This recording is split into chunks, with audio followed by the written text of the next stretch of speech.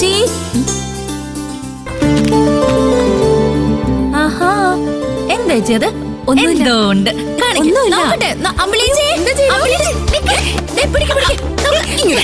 ഒന്നുമില്ലെന്ന് പറഞ്ഞില്ലേ?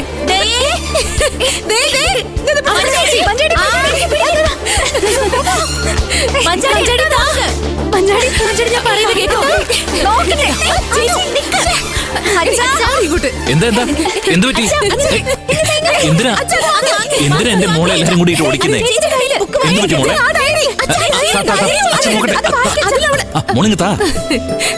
അച്ഛാ, അനു ഫാദേഴ്സ് ഡേക്ക് കോളേജിൽ അവതരിപ്പിക്കാൻ ഒരു കവിത എഴുതിയിട്ടുണ്ട്.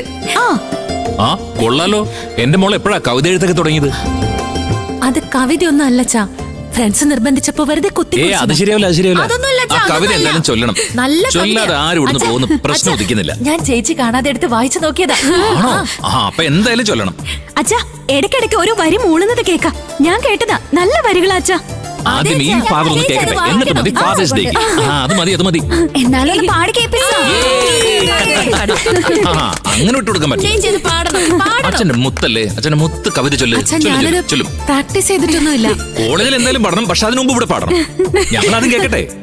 അത് വേണം. അത് വേണ്ട, ആദ്യം ഇവിടെ പാട്. ഫാദേഴ്സ് ഡേ അനുപമ മോളുടെ ആദ്യത്തെ കവിത അച്ഛന്റെ മുമ്പിലാണ് ചൊല്ലേണ്ടത്. അതിലൊരു മാറ്റമില്ല.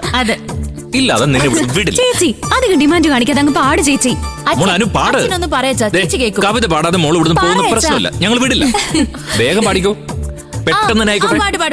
നമുക്ക് എല്ലാവർക്കും അനുമോൾ ഓൺ ദ സ്റ്റേജ്. തുടങ്ങിക്കോ.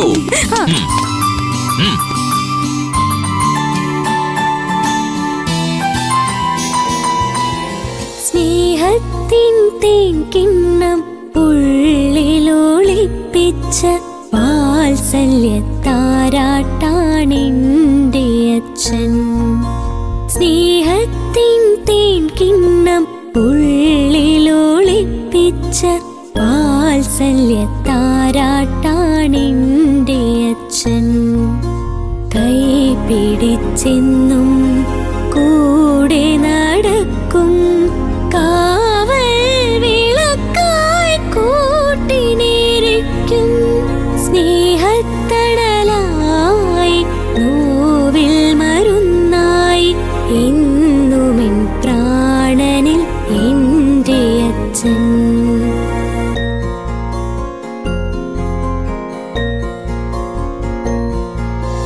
ഉള്ളിൽ ചുമന്നില്ല എങ്കിലും എന്നിലെ ഉള്ളമറിഞ്ഞൊരു കൂട്ടുകാരൻ. ഉള്ളിൽ ചുമന്നില്ല എങ്കിലും എന്നിലെ ഉള്ളമറിഞ്ഞൊരു കൂട്ടുകാരൻ. കണ്ണീരിൽ പോലും മഴവില്ലു വിരിക്കും സ്നേഹത്തിൻ തൂവലാണെന്റെ അച്ഛൻ, എൻ്റെ അച്ഛൻ. സ്നേഹത്തിൻ തേൻകിണ്ണം ഉള്ളിലൊളിപ്പിച്ച വാത്സല്യത്താരാട്ടാണെന്റെ അച്ഛൻ.